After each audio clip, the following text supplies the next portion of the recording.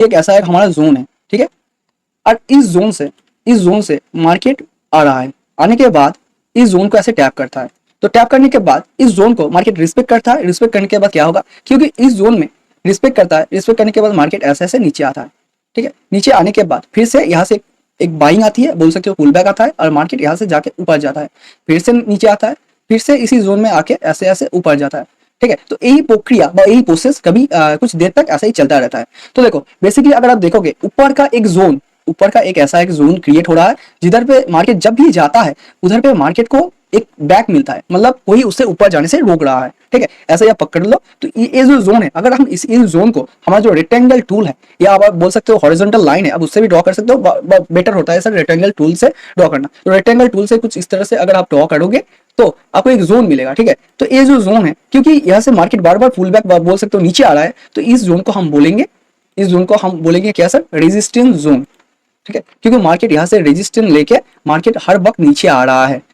अगर ध्यान से इस पिक्चर को ही देखोगे तो और नीचे का और एक जोन है जो हमारा बार बार एक पर्टिकुलर जोन से मार्केट पुल बैक कर, मार्केट ऊपर जाने की कोशिश कर रहा है। वो जोन क्या है सर, ध्यान से देखोगे यहाँ पे और यहाँ पे आप देख रहे हो एक जोन के अंदर, ठीक है, एक पर्टिकुलर जोन जो मार्केट में यहाँ से एक अच्छा खासा बोल सकते हो बार बार बाइंग आ रही है। मतलब अगर आप इस जोन को एक रेक्टेंगल टूल से या एक हॉरिजॉन्टल लाइन से ऐसे ड्रॉ करोगे तो आपको एक जोन मिलेगा जिसे हम बोलते हैं सपोर्ट जोन, ठीक है। क्योंकि इसे हम सपोर्ट जोन क्यों बोल रहे हैं, क्योंकि बार बार मार्केट जब भी नीचे आने की कोशिश करता है, मार्केट इसी जोन से मार्केट सपोर्ट लेता है और एक पुल बैक करके ऊपर जाता है, और ऊपर का जो हमारा रेजिस्टेंस जोन है, इस जोन से हमारा मार्केट टैप करके फिर से ऐसे नीचे आता है।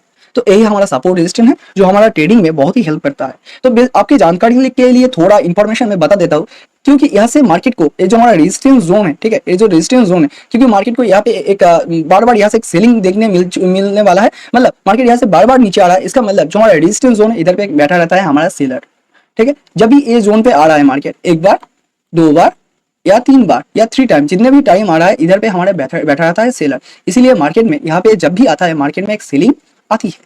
ऐसे ही हमारा जो सपोर्ट जोन है, ये जो हमारा सपोर्ट जोन है, इस सपोर्ट जोन में अगर ध्यान से देखोगे, सपोर्ट जोन में मार्केट जब भी आता है यहाँ से एक आपको बाइंग देखने मिलती है।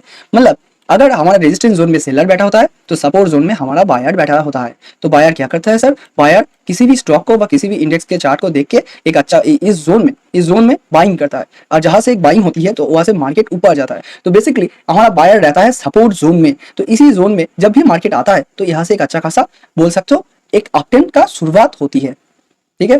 तो आई थिंक आपको थोड़ा सा भी नॉलेज मिल गया होगा सपोर्ट रेजिस्टेंस, और इससे भी थोड़ा आपको जानने के लिए वो वीडियो जो था हो सकता है थोड़ा पुराना है बट नॉलेजेबल है, आप उसे जाके देख सकते हो। जैसे हम डिलीट करते हैं तो ये हमारा है दूसरा टॉपिक जो हमने आपके साथ डिस्कस किया।